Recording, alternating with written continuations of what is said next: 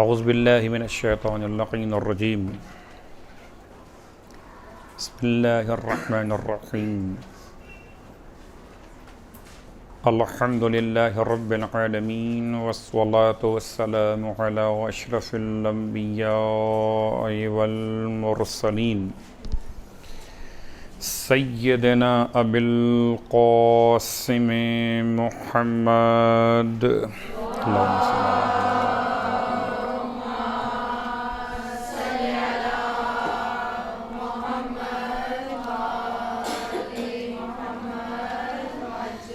وقلا اہل بیتہ الطیبین الطاہرین واللعنۃ الدائمۃ علی اعدائہم اجمعین اما بعد فقد قال اللہ تبارک وتعالی فی کلامہ الحمید وفرقانہ المجید قولہ الحق وہو اصدق القائلین بسم اللہ الرحمن الرحیم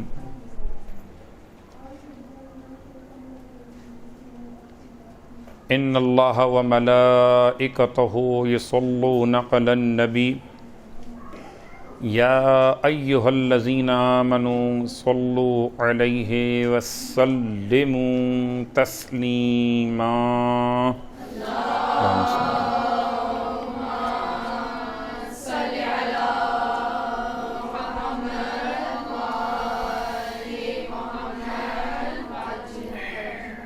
شہزادی کونین کے روز شہادت میں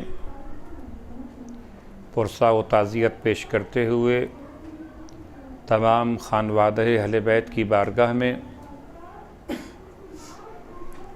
اور اس دعا کے ساتھ کہ پروردگار شہزادی کونین کے مزار مقدس کی تعمیر کے اسباب فراہم فرمائے۔ گرچہ شہزادی کونین کی سیرت و تاریخ کا بیان ایک مکمل عنوان کے اعتبار سے اگر گفتگو کی جائے تو کل 18 سال کی حیات ظاہر، شہزادی کی حیات کی دو قسمیں، ایک حیات باطن، ایک حیات ظاہر۔ حیات باطن کو سمجھنا تو ہمارے اور آپ کے بس سے بہت باہر ہے۔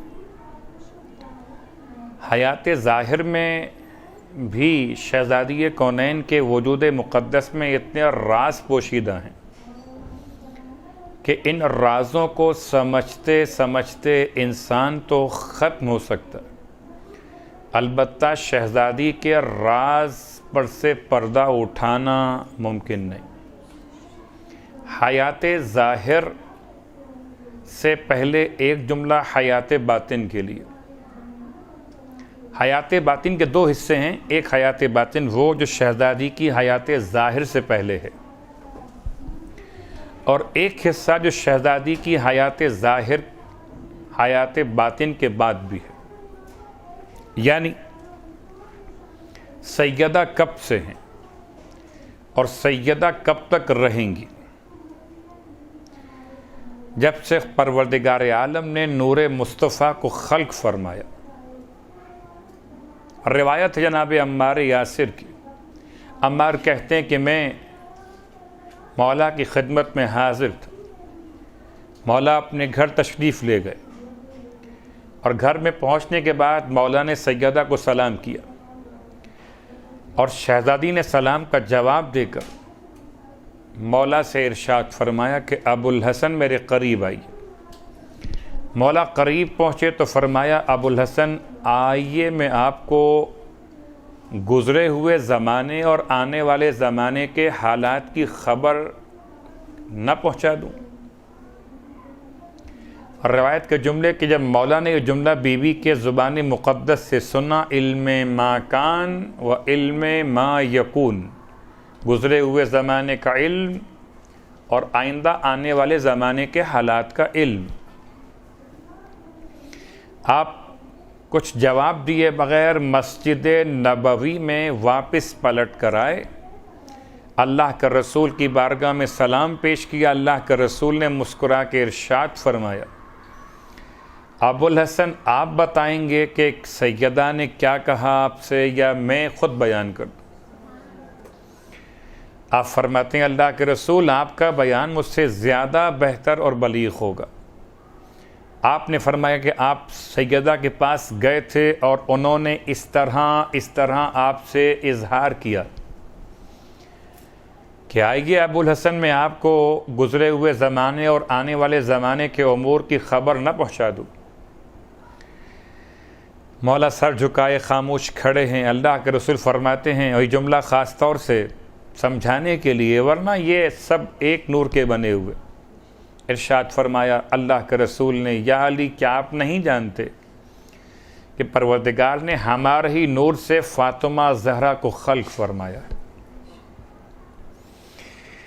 مولا نے جملہ سنا اور جملہ سننے کے بعد تمام اصحاب کے درمیان سجدہ شکر پروردگار کو ادا کیا، اور سجدہ شکر کے بعد مولا واپس پلٹ کر حجرے میں آئے تو جناب سیدہ کونین نے ارشاد فرمایا ابو الحسن بابا کے پاس گئے تھے اور بابا سے یہ سوال کرنے کے لیے گئے تھے۔ مولا مسکرا کے فرماتے ہیں کہ بنت رسول آپ بہتر جان رہی۔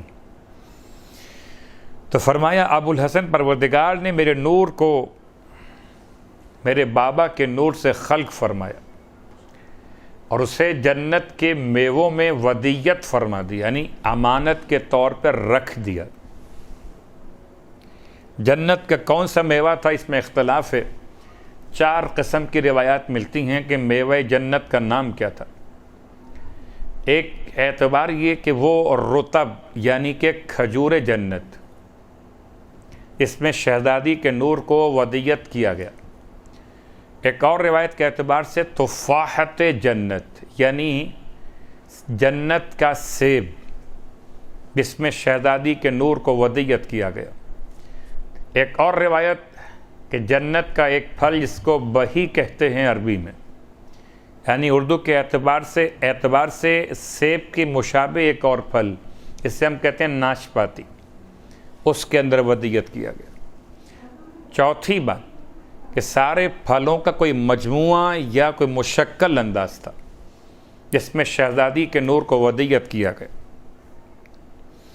اللہ کے رسول جب معراج پر پہنچے ہیں اور اللہ کے رسول نے معراج کے دوران اس پھل کو جو جبرائیل امین نے آپ کے لیے پیش کیا تھا، اسے آپ نوش فرما لیجئے، آپ نے اس کو شگافتہ کیا، اس کو درمیان سے توڑا تو ایک نور ساطع ہوا۔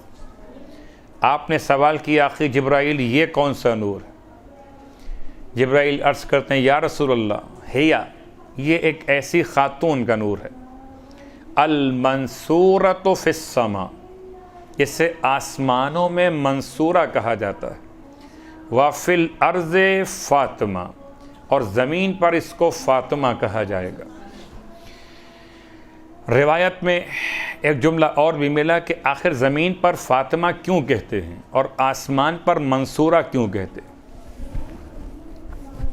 جبرائیل امین کہتے ہیں یا رسول اللہ زمین پر فاطمہ اس لیے کہا جائے گا کہ فاطمہ کہتے ہیں اس ذات مقدس کو جو اپنے چاہنے والوں کو آتش جہنم سے بچا کر لے جائے، جو اہل زمین کی شفاعت کریں گی کہ ان کو جہنم کی آگ سے بچائیں تو انہیں فاطمہ کہتے ہیں۔ اور منصورہ آسمانوں پر اس لیے کہتے ہیں کہ پروردگار شہزادی کونین کی شفاعت قبول کرتے ہوئے آپ کی نصرت و امداد فرمائے گا، یا یوں کہیے کہ روز قیامت کے علاوہ بھی جب کبھی صاحبان ایمان پر مدد نازل کی جاتی ہے تو نام نصر خدا کا ہے، عنوان ذات سیدہ کا ہے۔ تو بات ہو رہی تھی جناب سیدہ کی حیات باطن، آپ کی ولادت، آپ کی آمد خلقت کب ہوئی؟ اب فرماتی ہیں مولا سے کہ ابو الحسن پروردگار نے میرے نور کو ودیت فرمایا تھا، پھر میرے بابا نے اس کو نوش کیا، اور پھر نور منتقل ہوا میرے مادر گرامی کی طرف۔ تو اے ابو الحسن میں وہی نور خدا کا عنوان ہوں، اور اسی نور کی بنیاد پر میں تمام حالات کو ملاحظہ کر رہی ہوں۔ جو گزر چکے اور جو آنے والے، اور آپ ایک معیار عطا کرتی ہیں، یا ابو الحسن مومن تو نور خدا سے ہی دیکھتا ہے۔ یہ حدیث مکمل ہوئی۔ عمار یاسر کے جو الفاظ تھے اس کی بنیاد پر شہزادی کا حیات باطن کو سمجھنے کا ایک طریقہ، شہزادی کا نور اس طرح سے منتقل نہیں ہوا جیسے باقی معصومین کے انوار منتقل ہوئے۔ اب زیارت وارثہ میں پڑھتے ہیں اشہد انک کنت نورا فی الاسلاب الشامخہ والارحام المطہرہ، مگر یہ جملہ آپ جناب شہزادی کونین کے لیے نہیں پڑھ سکتے۔ ہم گواہی دیتے ہیں ابا عبداللہ کہ آپ کا نور منتقل ہوا اسلاب شامخہ سے ارحام مطہرہ کی طرف، لیکن شہزادی کا نور منتقل نہیں ہوا۔ اب اگر اس کو یوں بیان کیا جائے کہ نبوت کے باب میں ہر نبی کا نور منتقل ہوا ان کے والد سے ان کی مادر گرامی کی طرف، ائمہ اہل بیت میں انوار منتقل ہوئے ان کے والد گرامی سے ان کی مادر گرامی کی طرف، یا تو نور نبوت تھا یا نور امامت تھا جس کے بوجھ کو اٹھانے کی ذمہ داری خدا نے جن کو محسوس کیا ان کے ذمہ رکھی۔ سیدہ ایسا نور ہیں کہ نہ تو نور نبوت محض ہیں نہ صرف نور امامت ہیں، بلکہ دونوں کو جمع کیا جائے تو جو ان کا وزن ہوتا ہے، اسی لیے کسی خاتون میں صلاحیت نہیں تھی کہ ان دونوں کے نور کو ایک ساتھ برداشت کر سکے، اسی لیے کسی صلب میں اتنی صلاحیت نہیں تھی کہ دونوں کے نور کو برداشت کر سکے۔ اللہ کے رسول کو بھی خاص طور سے معراج پر بلا کر نور سیدہ کا امین بنایا گیا، اور سوائے خدیجہ طاہرہ سلام اللہ علیہا کے کوئی ایسی ذات نہیں ملتی جو شہزادی کونین کی ماں بننے کا مقام حاصل کر سکتی۔ گویا نور نبوت و امامت کو ملا کر یکجا کیا جائے، یا آغائے وحید خراسانی کا وہ جملہ سیدہ کون حلقہ وصل ہیں نبوت اور امامت کے درمیان۔ حلقہ وصل کا مطلب، حلقہ کہتے ہیں رنگ، کبھی اگر زنجیر کی بات کی جائے، کبھی اگر بات کی جائے کہ زنجیر میں آپس میں ایک کے بعد ایک کڑے کیسے لگے ہوئے ہوتے، تو درمیان سے اگر ایک کسی رنگ کو نکال دیا جائے، ایک کڑے کو کھول دیا جائے تو زنجیر کا آدھا حصہ ایک طرف ہوگا، آدھا حصہ ایک طرف ہوگا۔ سیدہ اس درمیان کے رنگ کا عنوان ہے کہ جنہیں برزخ بھی کہا گیا، سیدہ برزخ ہیں۔ نبوت اور امامت کے درمیان حد فاصل کو فاطمہ کہتے ہیں۔ تو شہزادی کی ذات حیات باطن کے اعتبار سے سمجھنا بہت مشکل ہے، اتنا مشکل کہ کسی معصوم کے نور کے لیے پروردگار نے ایسا انتظام ہی نہیں کیا۔ چلیے حیات باطن سے ذرا سا اپنے آپ کو روکتے ہوئے حیات ظاہر پر آتے۔ حیات ظاہر یعنی 20 جمادی الثانی، اللہ کے رسول کے گھر میں سیدہ کی آمد کی تاریخ۔ جناب خدیجہ طاہرہ سلام اللہ علیہا کا بائیکاٹ کیا گیا ہے مکہ المکرمہ کے ماحول میں، اور کوئی خاتون جناب طاہرہ کے گھر آنے کو تیار نہیں۔ یہ بائیکاٹ کی بنیاد پر تھا یا خدا کا انتظام تھا کہ پروردگار یہ چاہتا ہے کہ سیدہ کی خدمت گزاری کے لیے ہر کس و ناقص خاتون نہیں آ سکتی، بلکہ 4 منتخب یا 4 یگانہ روزگار خواتین کا انتخاب کیا گیا، جن میں سے ایک کا نام آسیہ بنت مزاحم، جن کو زن فرعون کہا جاتا۔ سورہ مبارکہ تحریم میں پروردگار نے اس خاتون کا ذکر فرمایا، ربی ابنی لی عندک بیتن فی الجنت۔ آپ فرماتی ہیں پروردگار میرے لیے جنت میں اپنے پاس ایک گھر بنا دے۔ آسیہ زن فرعون۔ دوسری خاتون جناب مریم بنت عمران، حضرت عیسیٰ علیہ السلام کی والدہ۔ تیسری خاتون جناب سارہ، حضرت اسحاق کی والدہ اور حضرت ابراہیم علیہ السلام کی زوجہ۔ چوتھی خاتون حضرت کلثوم یا ام کلثوم خواہر موسیٰ علیہ السلام۔ 4 خواتین جناب ختیجہ طاہرہ کی خدمت میں آئیں۔ جیسے آپ کی آمد ایک عجیب انداز سے ہے، ایسے ایک اور جملہ، عجیب انداز کا مطلب شکم مادر میں شہزادی کونین کا اپنی ماں سے خطاب کرنا، جس انداز سے مولا متقیان علی ابن ابی طالب علیہ السلام شکم مادر میں، اللہم صلی اللہ علیہ وسلم،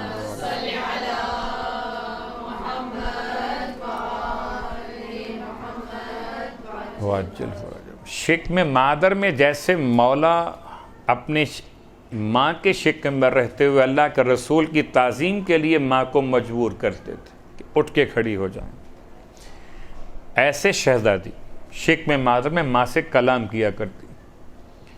یہ آپ کی آمد کا انداز مختلف، اور اس کے بعد آپ کی شہادت کا انداز۔ آپ غور کیجئے کہ جنازے میں 7 افراد کا شریک ہونا، اور یہ 7 افراد بھی خاص منتخب تھے۔ ان 7 افراد میں پہلی شخصیت کا نام ہے سلمان، دوسری شخصیت کا نام ہے ابو ذر، تیسری شخصیت کا نام جناب مقداد، چوتھی شخصیت کا نام ہے حضرت عمار یاسر، پانچویں شخصیت کا نام ہے حذیفہ یمان، چھٹی شخصیت کا نام ہے عبداللہ ابن مسعود، اور 7ویں شخصیت خود مولا متقیان علی ابن ابی طالب علیہ السلام۔ 7 شخصیات مکمل۔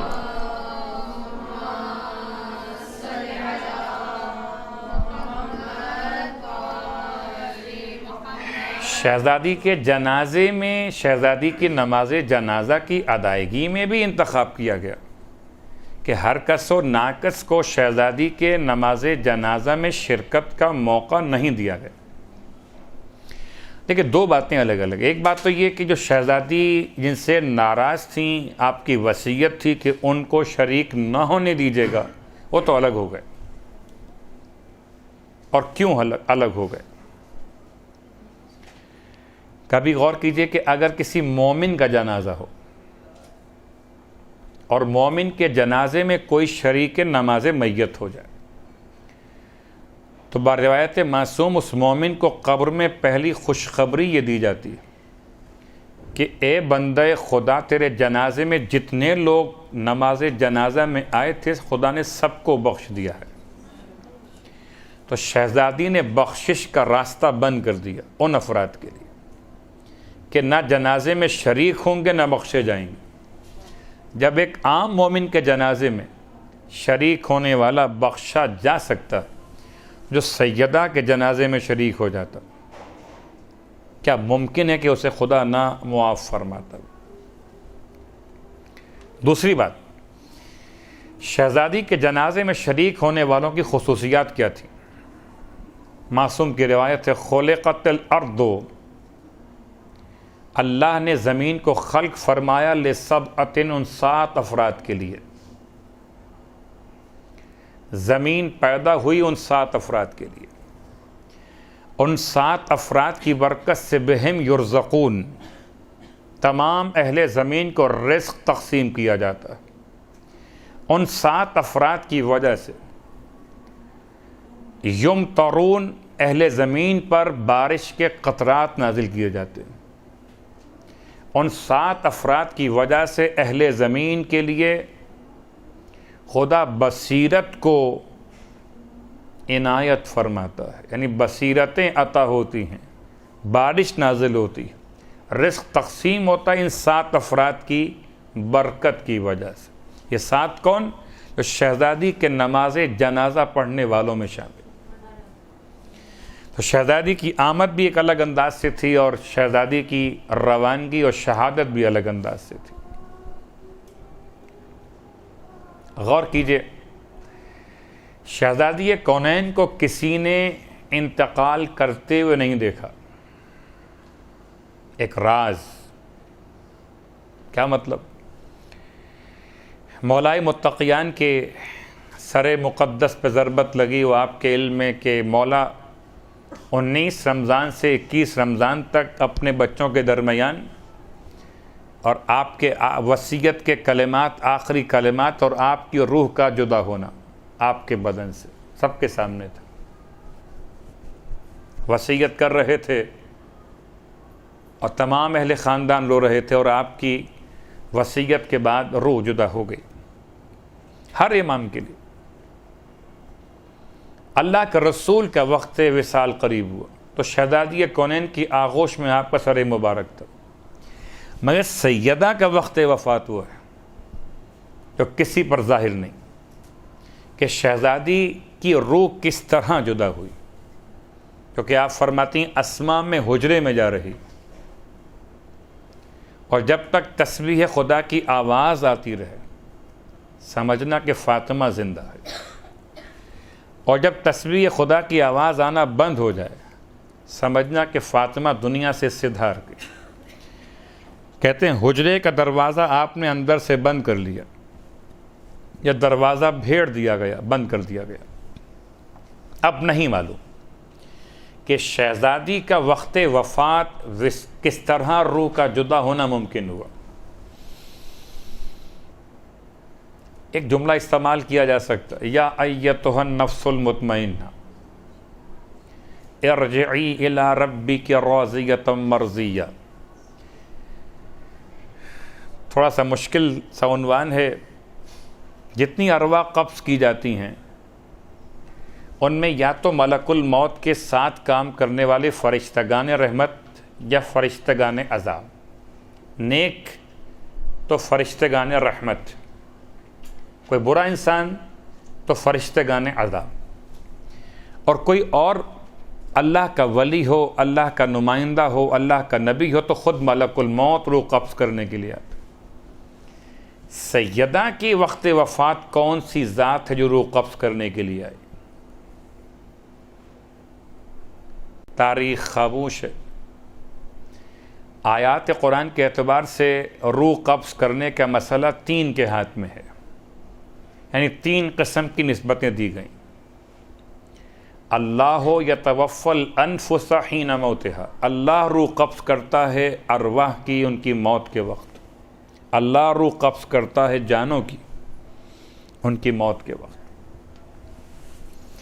قل یتوفاکم ملک الموت الذی وکل بکم، ملک الموت روح قبض کرتے ہیں جن کو اللہ نے معین کیا روح قبض کرنے کے لیے.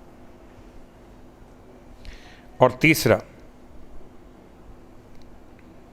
تتوفاہم الملائکۃ طیبین یقولون سلام علیکم ادخلوا الجنہ بما کنتم تعملون. تیسرا ملائکہ کا ایک گروہ ہے کہ جو صاحبان ایمان جو حالت طیب اور طہارت میں مر رہے ہوں ان کے پاس روح قبض کرنے کے لیے آتا ہے، اور ان کی روح کو قبض کرتا ہے سلام کرنے کے بعد. شہزادی کونین ان تینوں مراحل میں سے کون سا مرحلہ آپ کے لیے؟ کیا ملک الموت آئے ہیں؟ کیا ملک الموت کے آوان و انصار شہزادی کے پاس آ سکتے ہیں روح قبض کرنے کے لیے؟ یا کوئی ایسی ذات شہزادی کی ذات قرار پائے جس کو خود پروردگار عالم یا ایتھا النفس المطمئنہ ارجعی، براہ راست خدا مخاطب ہے، اے اطمینان کرنے والے نفس، ارجعی، پلٹ اپنے رب کی بارگاہ میں. نہ بلانے والا ملک الموت بیچ میں، نہ بلانے والا کوئی اور فرشتہ بیچ میں. شاید اس بات کو آسان کرنے کے لیے مثال قائم کرنا لازم ہو جائے. روایت امام جعفر صادق علیہ الصلاۃ والسلام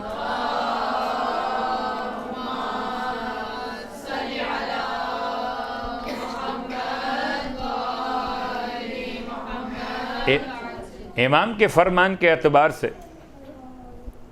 فرماتے ہیں یہ آیت ویسے تو پڑھی جاتی ہے مولا حسین کے بارے میں، یا ایتھا النفس المطمئنہ ارجعی الی ربک راضیۃ مرضیہ. امام فرماتے ہیں لیکن ہر مومن کے لیے ایسا ہی انداز ہے. اگر ہر مومن کے وقت قبض روح، وقت موت اطمینان اور خدا کی بارگاہ میں واپس لوٹ کر جانا، تو اگر ایک عام مومن کے لیے اطمینان کی کیفیت ہو سکتی ہے تو شہزادی کونین کے لیے اطمینان کی کیفیت بدرجہ اولیٰ ہوگی. شہزادی کی حیات ظاہر پر یہ دو جملے ثقیل تھے. پہلا مرحلہ آپ کی آمد، دوسرا مرحلہ آپ کی موت کا وقت یا آپ کی شہادت کے وہ لمحات جن میں آپ کی روح آپ کے بدن سے جدا ہو، کچھ نہیں معلوم، آپ پہ کھجرے کے اندر. درمیان میں پوری آپ کی عمر 18 سال، تقریباً 18 سال. 18 سال کے دو حصے ہیں، 9 سال ایک طرف اور 9 سال ایک طرف. خدا نے ایسے تقسیم کیا نبوت اور امامت کے بیچ میں فاطمہ زہرا کی ذات کو کہ 9 سال نبوت کے گھر میں اور 9 سال امامت کے گھر میں. اور 9 سال جو نبوت کے گھر میں گزارے اس میں اللہ کے نبی کو کہنا پڑا کہ ام و ابیہا، اور 9 سال جو امامت کے گھر میں گزارے اس میں امام کو کہنا پڑا. کیا جملہ استعمال کیا مولا نے. اتنا آسان نہیں ہے شہزادی کے مقام کو بیان کرنا آپ کی حیات ظاہر کے اعتبار سے بھی. مولا فرماتے ہیں یا سیدتی، ساری کائنات مولا کو سید و سردار کہے اور مولا شہزادی کو اپنی سیدانی یا آقا زادی کہیں. یا سیدتی، اے میری سیدہ. اتنا بڑا لفظ ہے یہ، جس کو وزن کرنے کے لیے ہمارے پاس کوئی ایسا میزان اور معیار نہیں ہے کہ مولا جس کو سیدہ کہہ کے یاد کریں. میری سیدہ، میری سردار خاتون. سیدہ کا ایک ترجمہ کیا جاتا ہے سردار، سید مانے سردار. مولا متقیان کے حوالے سے ایک اور جملہ بھی شہزادی کونین کی عظمت کے اظہار کے لیے کہ آپ نے 9 سال اپنے شوہر کے گھر میں کیسے گزارے. فرماتے ہیں نعم العون علی طاعت اللہ. سیدہ کون کا اطاعت خدا میں میری بہترین مددگار. اطاعت خدا میں اس کی مددگار، اسے علی کہتے ہیں. اس کی مددگار جو ہر رات میں 1000 رکعت نماز پڑھتا ہے. اس کی مددگار اس نے اپنے ہاتھوں کی محنت اور اس کی کمائی سے 1000 افراد کو جو غلام تھے خرید کر راہ خدا میں آزاد کی. اس کی مددگار جس نے اتنی عبادت کی کہ اس کے اپنے چہرے پر نظر کرنا عبادت ہو گیا. اس کی مدد، یعنی آپ کے 18 سال میں 9 سال ایک طرف، 9 سال ایک طرف. اور اب 9 سال کے ساتھ شہزادی کا وہ انداز بھی کہ پروردگار نے آپ کو صاحب اولاد کیا، اور ایک نہیں 5 اولادیں شہزادی کونین کو عطا کی گئیں، جن میں 4 حیات کے ساتھ اور 1 شکم مادر کی شہادت کے ساتھ. اب صرف خاص جملہ کہ شہزادی ایک ماں اپنے بچوں کو کیا دے سکتی. سیدہ نے تربیت کے ایسے اصول فراہم کر دیے کہ اگر سیدہ نے حسنین کو کوئی لوری، کوئی نظم، کوئی منقبت، کوئی قصیدہ جیسے انداز میں جیسے آج کل کی مائیں بچوں کو سناتی، شہزادی کونین کے اشعار ہیں دونوں معصومین کے بارے میں. فرماتی ہیں اپنے بیٹا حسن کو جب آغوش میں لیا کرتی تھیں، جب ماں کے انداز میں بچے کو ہلاتی ہوں گی، اپنے خیال سے ہم کہتے، تو فرماتی تھیں اشبع ابا کا یا حسن وخلا عن الحق الرسن وعبد الہا ذل منن ولا توالی ذل احن. 4 جملے. فرماتی تھیں بیٹا حسن اپنے بابا کی شبیہ بن جاؤ. اشبہ ابا کا یا حسن، اپنے بابا کی شبیہ بن جاؤ، اور بیٹا ایسے بن جاؤ کہ حق کے ہاتھوں میں بندھی ہوئی رسیاں کھول سکو. بیٹا ہمیشہ ایسے خدا کی بندگی کرتے رہنا جو صاحب منت و احسان ہے. بیٹا کبھی کسی اہل باطل سے قربت اختیار مت کرنا. یہ 4 جملے شہزادی کے. اور جب کبھی آقا حسین کو گود میں لیتی تھی، ان سے فرماتی تھیں انت شبیہ بابی لست شبیہا بعلی. بیٹا حسین تم میرے بابا کی شبیہ بننا، تم اپنے بابا علی کی شبیہ مت بننا. وہ سیدہ نے اپنے گھر میں 2 شہزادوں کو ایسے پالا کہ ایک کو محمد بنا دیا، ایک کو علی بنا دیا. زمانے کو اگر ضرورت تھی علی کی تو حسن کو علی بنا دیا، اگر زمانے کو ضرورت تھی محمد کی تو اپنے حسین کو محمد بنا دیا. 9 سال کی زندگی شہزادی کونین نے اپنے شوہر کے گھر میں. اب سکون و اطمینان کی بات کی جائے، گھر میں کیسا ماحول ہو سکتا ہے؟ تو شہزادی کے بارے میں مولا کا اعتراف، مولا کا وہ اظہار محبت کہوں یا کردار سیدہ کی گواہی کو.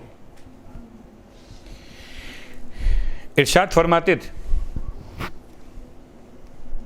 سیدہ کی شان کو بیان کرتے ہوئے وَلَقَدْ كُنْتُ أَنظُرُ إِلَيْهَا، اور جب بھی کبھی میں سیدہ کے چہرے کو دیکھتا تھا فَتَكْشِفْ انی الہموم والغموم، تو میرے سارے ہم اور غم دور ہو جاتے تھے. اگر یوں کہا جائے کہ اہل زمانہ کے ہم اور غم دور ہوتے ہیں، ناد علی مظہر العجائب تجدہ اونا لک فی النوائب کل ہم و غم سینجلی. جو علی کو پکار لے تو سارے ہم اور غم دور ہو جائے. اہل زمانہ کے ہم اور غم دور ہوتے ہیں علی کو پکارنے سے، اور علی کے غم دور ہوتے ہیں فاطمہ کو دیکھ لینے سے. گھر کا ماحول، بابا کے گھر کا ماحول کیسا تھا؟ اچھا بات یہ کہ شہزادی کونین ملکۃ العرب کی بیٹی ہیں، آپ کو تو سونے میں کھیلنا چاہیے تھا. الفاظ ہمارے ماحول کے اعتبار سے، کوئی بہت امیر ہو تو کہتے ہیں یہ تو سونے کا چمچہ ہاتھ میں لے کر پیدا ہوئے یا سونے کا چمچہ منہ میں لے کر پیدا ہوئے. یعنی اتنا صاحب دولت، صاحب مال ہیں کہ ان کے یہاں تو دولت کی ریل پیل شروع سے ہے. تو شہزادی کونین کے بچپن کے حالات سے لے کر بڑی دولت تھی.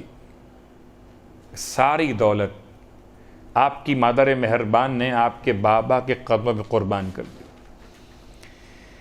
یہ سیدہ کا بچپن گزرا ہو مدت رضاعت، اور واقعاً یہ ایک عجیب شرف ہے کہ علماء کہتے ہیں کہ جناب خدیجہ طاہرہ کے یہاں اور بھی تو اولادیں ہوئی ہیں بی بی کے علاوہ، جن میں کم از کم ایک اولاد تو یقینی ہے جناب قاسم. باقی میں اختلاف ہے کہ اور بیٹیاں بھی تھیں اور بیٹے بھی تھے، طاہر، عبداللہ یا اور بیٹیاں، لیکن کم از کم 2 اولادیں، ایک جناب سیدہ اور ایک جناب قاسم. علماء اہل سنت بھی لکھتے ہیں کہ شہزادی جناب طاہرہ جناب ختیجہ کبریٰ سلام اللہ علیہا نے اپنی کسی اولاد کو اپنا شیر نہیں پلایا سوائے سیدہ کے. اور زمانہ رضاعت سیدہ کا شیب ابی طالب میں محاصرے کے دوران ختم ہوا. یوں کہہ لیجئے کہ جب سیدہ 2 سال کی مدت میں تھیں تو شیب ابی طالب کا محاصرہ شروع ہوا اور رضاعت ختم ہوتے ہوتے شیب ابی طالب میں 3 سال کا زمانہ اور گزرا. جناب ختیجہ طاہرہ کے انتقال کے وقت بی بی کی عمر 5 سال تھی.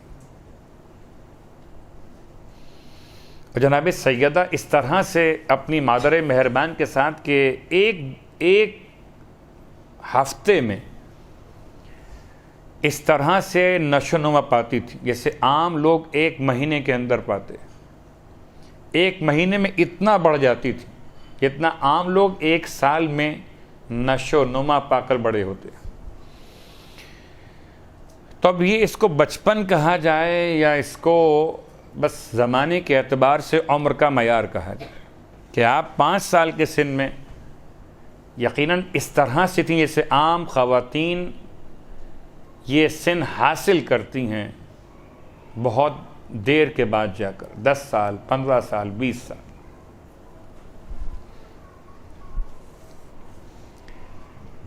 اور اپنے والد کے ساتھ جو آپ کے معاملات تھے اس میں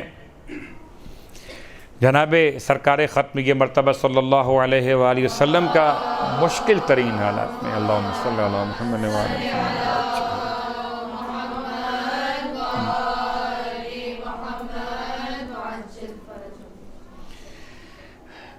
اللہ کے رسول نے جناب ختیجہ طاہرہ کے انتقال کے بعد اب سارے مصائب اور آلام کا مقابلہ کیا. کس کے ہمت دلانے کے ساتھ کون سنبھالنے والا.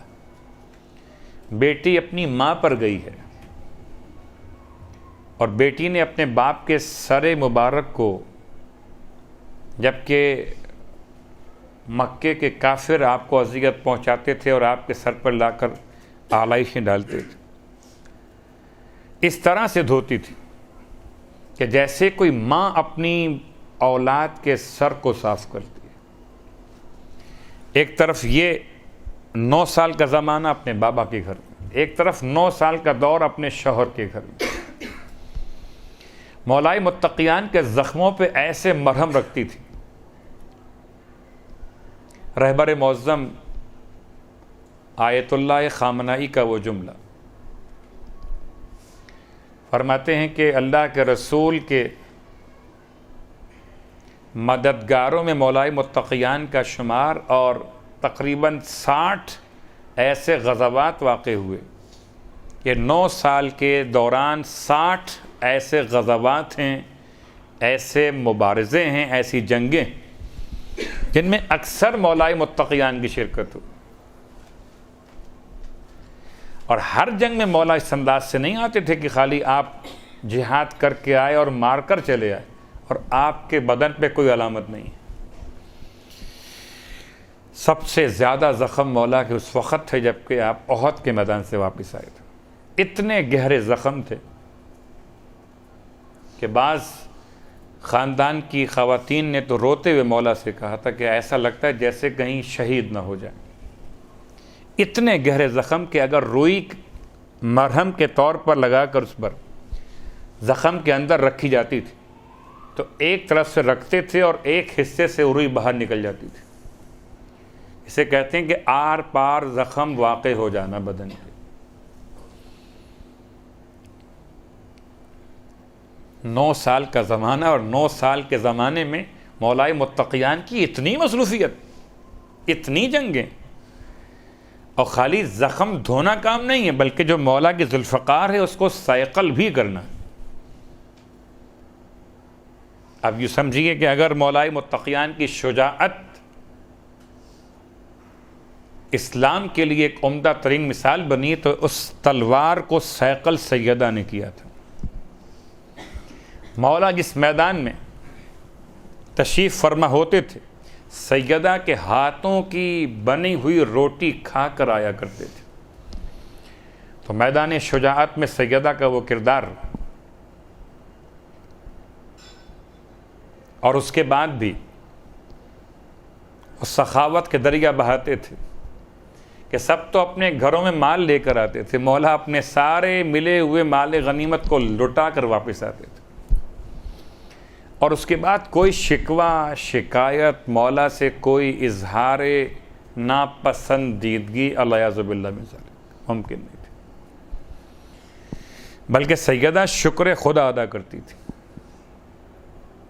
یہ سیرت، شہزادی کا طرز عمل، شہزادی کے بارگاہ مقدس سے ویسے بہت سی روایات ہیں، اور وہ خطبہ پورا ایک عنوان ہے اپنا، آپ کی فصاحت و بلاغت کا، اسے خطبہ فدق کہتے ہیں۔ اس کے علاوہ بھی شہزادی کونین سے ایک روایت اور، سرکار ختم یہ مرتبہ صلی اللہ علیہ وآلہ وسلم کی، جو ارشاد فرماتے ہیں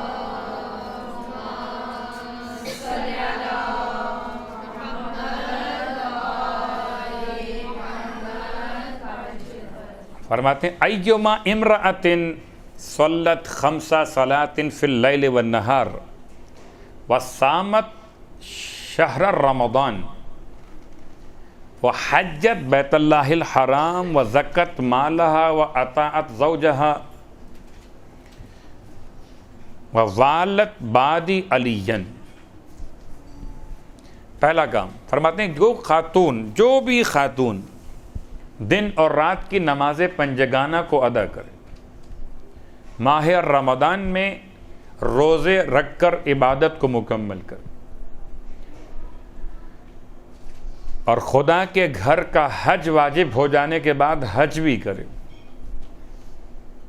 صاحب ثروت ہو تو زکوٰۃ مال بھی ادا کرے، اور اپنے شوہر کی اطاعت کرے، اور اس کے بعد میرے بعد علی کو اپنا مولا جانتی ہو، فدخلت الجنہ بشفاعت ابنتی، بس ایسی خاتون جنت میں داخل ہوگی میری بیٹی فاطمہ زہرا کی شفاعت کی بنا پر، کیونکہ لأنہا سیدۃ نساء العالمین، چونکہ میری بیٹی سیدہ عالمین کی عورتوں کی سردار ہے۔ یہ سارے کام کر لیں، دن اور رات کی نماز پنجگانہ، ماہ رمضان کے روزے، حج واجب ہونے کے بعد حج، زکوٰۃ واجب ہونے کے بعد زکوٰۃ کی ادائیگی، شادی شدہ خواتین کے لیے اطاعت شوہر، اور اس کے بعد مولائے متقیان کی ولایت کا اقرار اللہ کے رسول کی ولایت کے بعد، تب کہیں جا کر، مگر نہ نماز کی برکت سے، نہ روزے کی برکت سے، نہ حج کی برکت سے، نہ زکوٰۃ کی برکت سے، نہ اطاعت شوہر کی برکت سے، یہ داخل ہوگی خاتون میری بیٹی فاطمہ کی شفاعت کی برکت سے۔ اس کا مطلب کیا ہوا؟ پھر نماز نہیں پڑھیں، روزہ چھوڑ دیں، حج نہیں کریں، نہیں، یہ سب کچھ کریں شفاعت فاطمہ کے حصول کے لیے۔ یہ سارے کام جو کرے اسے شفاعت نصیب ہو، اور شفاعت جس کو نصیب ہو اس کو جنت میں داخلہ نصیب ہو۔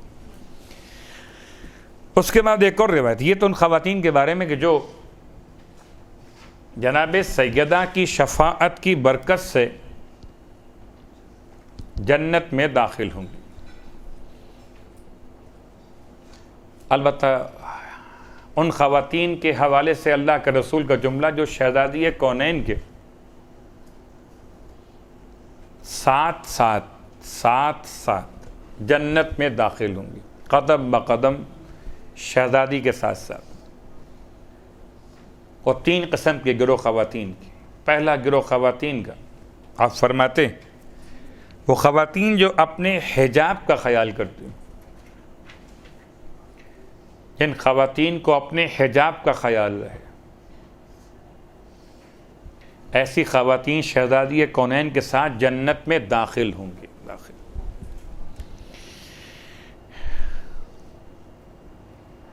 شاید وقتی طور پر مشکل لگتا ہو یہ موضوع، لیکن اتنا بڑا مقام ہے. یعنی آپ اندازہ کیجئے کہ کہیں کہیں ایسا ہوتا ہے کہ کسی خاص شخصیت کا پروٹوکول الگ ہوتا ہے، اور اس کے ساتھ کو اگر کوئی آنے والے ہوں تو ان کے لیے بھی پروٹوکول میں کہیں گنجائش پیدا کی جاتی ہے. اچھا یہ ان کے ساتھ آئے ہیں، یہ ان کے ساتھ آئے ہیں تو ان کو بھی جگہ دی جائے. شہزادی کونین کے ساتھ جنت میں داخل ہونے والی خواتین میں وہ خواتین شامل جو اپنے حجاب کی حفاظت کرتی ہیں.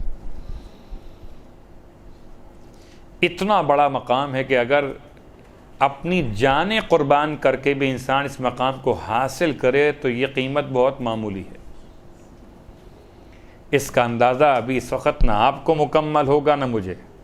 قیامت کا میدان ہوگا، ایک ایک نیکی کے لیے، ایک ایک نیکی کے لیے بھیک مانگ رہے ہوں گے. کبھی بہنوں سے، کبھی بھائیوں سے، کبھی بیٹوں سے، کبھی بیٹیوں سے، کبھی گھر کے افراد ماں باپ سے، اور کوئی ایک چھوٹی سی نیکی دینے پہ تیار نہیں ہوگا. ایسے وقت میں کسی کو اتنا بڑا مقام ملے، اسپیشل پروٹوکول کے ساتھ جنت میں داخل کیا جائے، تو وہ خواتین کا وہ گروہ. نمبر 2، دوسرا گروہ. ابھی دونوں گروہ خواتین کی ان خواتین سے متعلق جو کہ شادی شدہ خواتین شمار کی جاتی ہیں، جو اپنے شوہر کی غربت پہ صبر کرے. ایسی خاتون جو اپنے شوہر کی غربت پہ صبر کرے، خدا اسے روز قیامت شہزادی کونین کے ساتھ جنت میں داخل کرے گا.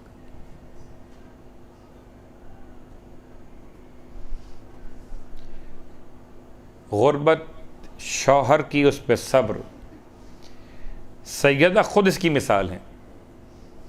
گھر میں فاقے ہوتے تھے، ملکۃ العرب کی بیٹی، شوہر کے گھر امیر عرب شوہر، امیر المومنین شوہر، گھر میں فاقے. فضہ جیسی کنیز، علم کیمیا سے اتنی زیادہ آگہی رکھنے والی کہ لوہے کو چاندی میں تبدیل کر دے، اور گھر میں فاقے. اور فاقے بھی ایسے کہ چہرے سے، آپ کے وجود مقدس سے انتہائی کمزوری کے آثار دکھائی دیتے تھے. لیکن پیغام سب خواتین کے لیے، ایسی خواتین جو اپنے شادی شدہ کے زندگی میں شوہر کی غربت پہ صبر کر، تو قیامت میں خدا ان خواتین کو شہزادی کونین کے ساتھ داخل جنت کرے. تیسرا اور آخری گروہ،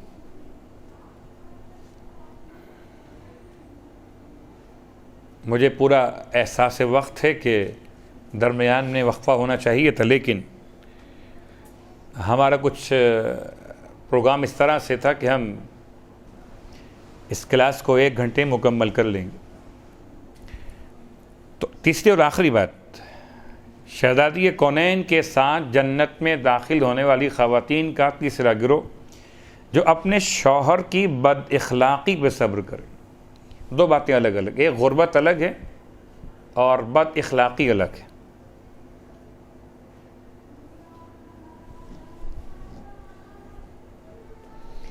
یہ تو بات تھی شہزادی کی سیرت کے حوالے سے اللہ کے رسول کی روایت قیامت کے میدان کے بارے. اب آئیے خلاصہ کرتے ہیں، شہزادی نے 18 سال کی زندگی میں کائنات کو کیا دیا، اور کائنات کے افراد نے سیدہ کو 18 سال میں کیا دیا.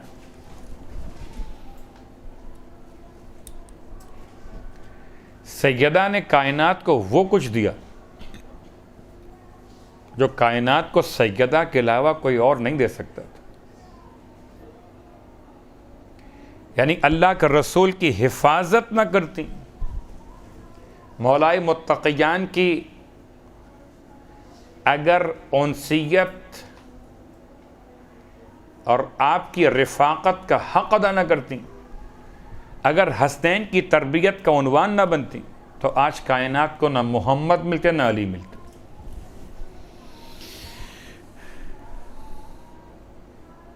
شہزادی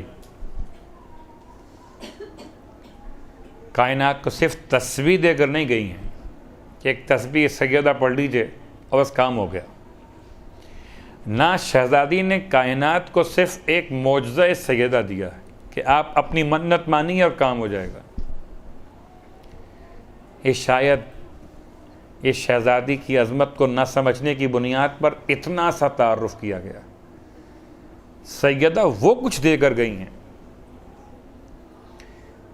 علامہ اقبال جو آپ کے اشعار بزبان فارسی اس میں پیغام دیتے ہیں، خاص خواتین سے بات کرتے ہوئے فرماتے ہیں کہ اگر درویش کی نصیحت قبول کر لے اے خاتون امت، تو یاد رکھ ہزاروں امتیں مر جائیں گی مگر تو نہیں مرے گی۔ نصیحت کیا کہ تو اپنے آپ کو زمانے کی نگاہوں سے چھپا لے تو تیری آغوش میں شبیر پرورش پائے گا۔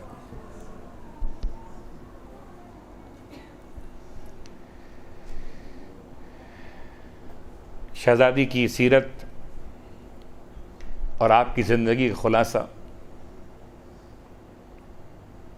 وہ جملہ جو ابھی میں نے آپ کی خدمت میں عرض کیا، ہم نے بہت بار سنا۔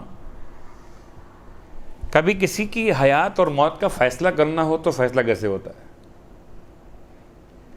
ایک بیمار انسان ہے، نہیں معلوم بیمار مر گیا ہے یا زندہ ہے، آپ کیا کرتے ہیں؟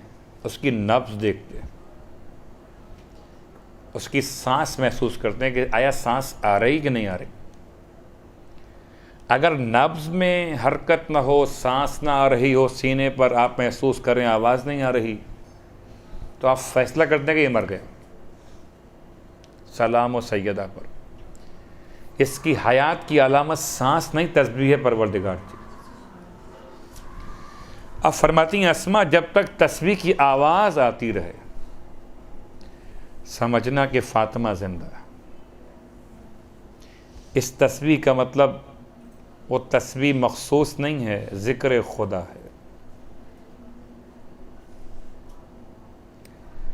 اور یہ اس کی سانس کی آواز کی بات ہو رہی ہے تسبیح کے نام سے۔ اس کو سانس لینے میں قیامت کی تکلیف ہوتی تھی، اس کی پسلیاں ٹوٹی ہوئی تھی،